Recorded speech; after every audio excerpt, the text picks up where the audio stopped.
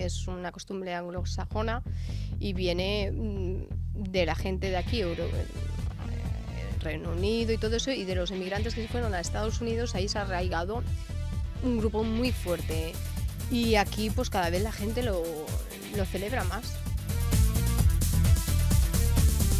Los clásicos desde las brujas, vampiros, demonios, es lo que más solicitado, como siempre, eso siempre sale. Luego están las de licencia, que es a Freddy Krueger, el de Jason, el Viernes 13, que también son bastante típicos que la gente lo solicite.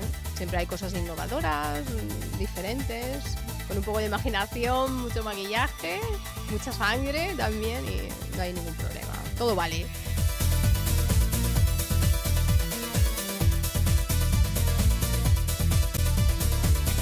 De vampiresa o de bruixa, i ens havíem pensat de fer agafar alguna així per la cria més o menys igual i d'anar a les dues igual. I si no, doncs alguna peluca d'aquestes que poguéssim anar a les dues, o si no trobava un vestit semblant, doncs un gorro per que hi hagués de més gran i de més petita, i no sé, fer una mica... Sempre cada any fem una mica la festa, rem 4 tovallons, una mica algun plat d'aquests, així amb calaveres i tal, i res.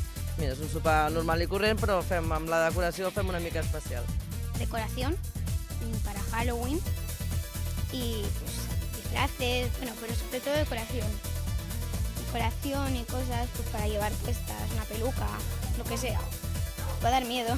Pero a mí me gusta ver cómo pasan miedo los demás, no pasar yo el miedo, ¿sabes?